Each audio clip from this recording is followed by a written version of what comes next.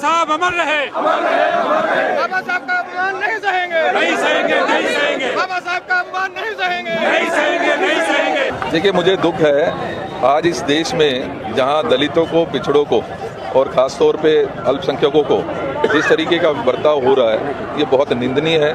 और उसी क्रम में जहाँ पर भारतीय जनता पार्टी की सरकारें हैं, आम आदमी पार्टी की सरकारें हैं, इस तरीके की घटनाएं बहुत सामने आ रही हैं। कल की घटना, 26 जनवरी की घटना, गणतंत्र दिवस पूरा देश मना रहा है, बाबा साहब को नमन करते हैं सब लोग, लेकिन ऐसे ही समय पर गुरु नगरी अमृतसर में बाबा साहब की जो मूर्ति है उसको खंडित करने की एक नाकाम कोशिश वहाँ के कुछ लोगों द्वारा की जाती है। सरेआम एक ऐसी नगरी जहाँ पर 24 घंटे श्रद्धालुओं का तांता लगा रहता है, ऐसे में कोई पुलिस की व्यवस्था नहीं होना, क्योंकि जो मूर्ति है वो एक बड़ी विशालकाय मूर्ति है, उस पर चढ़ने के लिए बाकायदा सीढ़ी लाई गई, चढ़कर हथौड़े से वार किया गया, लेकिन वहाँ पर कोई भी उनकी सुरक्षा के लिए और इस ऐसी घटना को रोकने के लिए कोई व्यवस्था ना होना अपने आप में केजरीवाल जी, उनकी सरकार की, आम आदमी पार्टी की सरकार की कहीं ना कहीं उसमें मौन सहमति नजर आती है। तो हम जो हमेशा कांग्रेस पार्टी माननीय राहुल गांधी जी के नेतृत्व में दलितों और पिछड़ों की, अल्पसंख्यकों की जो आवाज़ मजबूती के साथ लड़ने का काम कर रहे हैं, हम यहाँ पर भी उनकी लड़ाई को मजबूती के साथ लड़ने का काम कर रहे हैं। लेकिन उसके विपरीत आज आम आदमी पार्टी जिनके दिल्ली में राज होते हुए दिल्ली के दंगे हमारे सामने हमने देखे, दिल्ली में लगातार जो हमारे दलित मंत्री थे वो इस सरकार को छोड़कर दलित विरोधी होने का इल्ज़ाम लगाकर सरकार से निकलते हुए नजर आए। तो ये कहीं ना कहीं दर्शाता है कि केजरीवाल जी कहीं ना कहीं जो आरएसएस का आइडियोलॉजी है उसी को फॉलो करते हुए उनकी इस पॉलिसी को आगे बढ़ाने का काम कर रहे हैं। सर, दिल्ली में पंजाब में आपकी सरकार में सरकारी दफ्तर हो या पार्टी कार्यालय, बाबा साहब को तस्वीर टंगी, आप कहीं ना कहीं अपमान क्या था? देखिए, अपमान स्पष्ट है कि ये दलित विरोधी हैं, ये देश के लिए कहीं ना कहीं जिस तरीके से संविधान को कमज़ोर करने की कोशिश कर रहे हैं, ये देश की भावना के विपरीत काम करने वाले लोग हैं। दिखावा कुछ और करते हैं, सच्चाई इनकी टोटली उसके अलग है।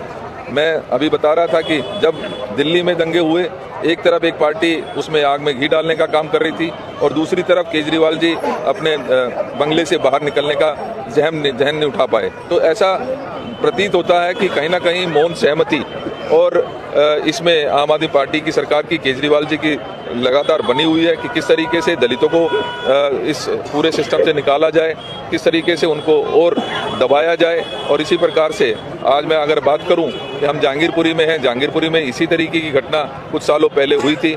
बाबा साहब की जो प्रतिमा है उसको खंडित किया गया, हमने अपने स्वयं के पैसे से उसको दोबारा स्थापित किया।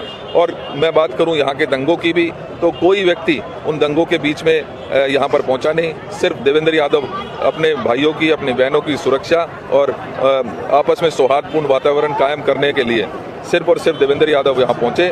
तो मैं कहीं ना कहीं ये दलित विरोधी और अल्पसंख्यक विरोधी जो ताकतें आज देश में उभर रही हैं, हम उसके खिलाफ आज सड़कों पर हैं और अपनी हम सॉलिडारिटी इन लोगों के साथ दिखाना चाहते हैं कि हम लगातार लोगों के संपर्क में हैं, लोगों को उनकी जो लड़ाई है उस निर्णायक लड़ाई में हम उनके साथ खड़े हैं। क्या विधानसभा चुनाव में बाबा के समर्थक वोट तक चोट करेंगे?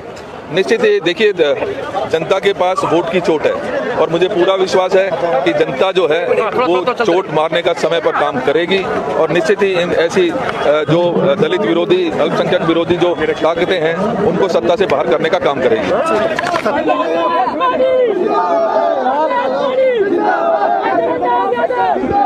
बाबा साहब, केजरीवाल की आत्मा को शांति देना।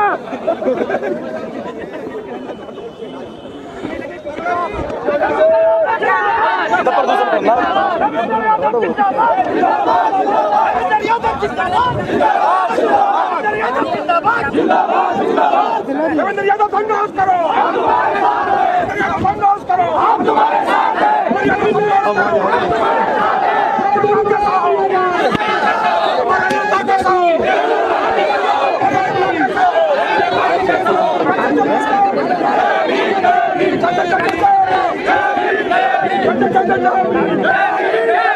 जय जय जय जय।